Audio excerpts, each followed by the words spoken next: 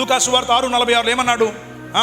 నేను చెప్పు మాటల ప్రకారము మీరు చేయక ప్రభువా ప్రభువా నన్ను పిలుచుట ఎందుకు? అంటే అందరూ బైబిల్ చదువుతున్నారు, అందరూ ప్రార్థన చేస్తున్నారు, అప్పుడప్పుడు మందిరానికి వస్తున్నారు, కానీ వాళ్ళకి దేవుని చిత్తం అంటే ఏంటో తెలీదు. ఎందుకు దేవుని చిత్తం తెలీదు? వాళ్ళకు విశ్వాసం లేదు. విశ్వాసంలో ఉన్నామనుకుంటున్నారు. విశ్వాసంలో ఉన్నవాడు ఏమై ఉంటాడు? విధేయుడై ఉంటాడు. విధేయతలో ఉన్నవాడు ఏమై ఉంటాడు? సమర్పణ కలిగి ఉంటాడు. సో ఇప్పుడు విధేయతలో ఉన్నాను అనుకుంటే నువ్వు భ్రమపడినట్టే. మందిరానికి వస్తున్నాను, ప్రార్థన చేస్తున్నాను, వాక్యం చదువుతున్నాను అంటే నేను భ్రమపడుతున్నాను. ఎందుకంటే సమర్పణ ఉండాలి. సమర్పణ అంటే త్యాగంతో కూడింది.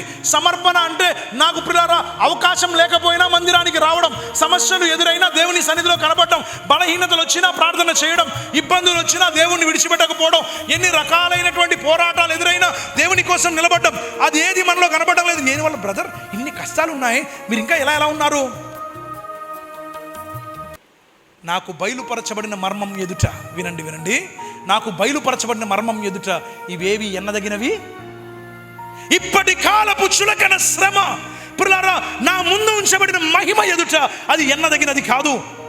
ఇప్పటి కాలపు చులకన శ్రమ నా ముందు ఉంచబడిన మహిమ ఎదుట అది ఎన్నదగినది కాదు కనుకనే నేను ఎన్నుకున్న ప్రభు నాకు మార్గం సరళం చేస్తాడు.